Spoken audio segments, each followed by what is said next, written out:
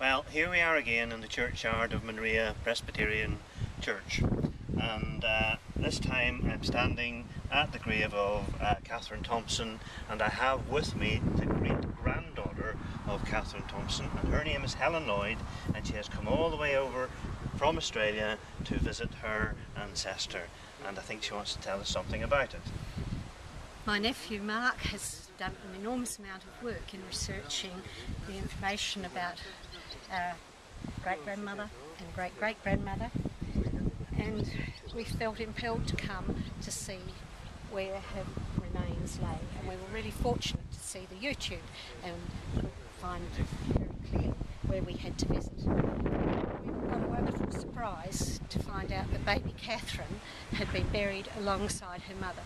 We always knew that there was a sister somewhere in the family records, and it's been wonderful to be able to locate and find out more about baby Catherine. And Helen, your great-grandfather was the man who built the manse here. Yes, according to the address that we have given to the manse, we have found that Reverend William Thompson was caused to have built the manse and the church and the sexton's sexton's house. I'll get it right in a minute. Oh.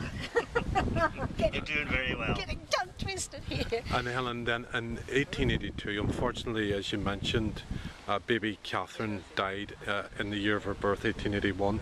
In 1882, they then moved to Scotland, Kinglassie in Scotland. Yes. You mentioned Catherine had a sister who lived there. My grandmother, Frances Elizabeth, was born in Kinglassie, and she was the younger sister to baby Catherine. And the two brothers were living also in Kinglassie at that stage. The eldest brother went to Cambridge University, and we're not really sure yet John became an accountant. It was the second.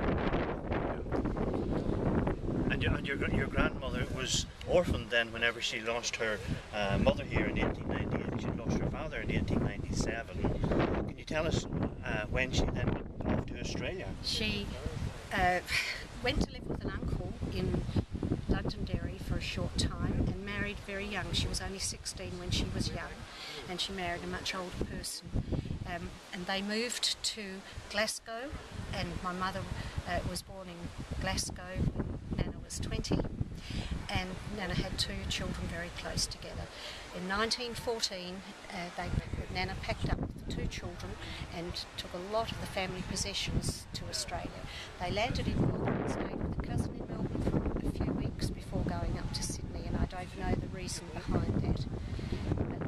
But it was very shortly after that Nana found out that both her brothers had died as well. So she was an only child. From then on, no parents, nobody else. And my mother grew up thinking that she was an only person as far as the family records went. The little brother that went to Australia died 6 months after they got there from meningitis. That's sad. And now we are here almost 100 years later, and Helen has very kindly brought back to Monreagh an address that was given to your great-grandfather, the Reverend William Thompson, whenever he left Monreagh in 1892, and you have presented us with this beautifully illustrated address, which will be placed in the Monreagh Heritage Centre beside the church here, and the address is very moving because it shows the great esteem with which your great-grandfather was held, and indeed his wife as well. There's some lovely words on that address, so if anybody gets the opportunity to come here to Monreagh, they will be able to read how much loved your great-grandfather and indeed great-grandmother were here at Monreagh. And we're very proud family. And have every reason to be. Thank you very much.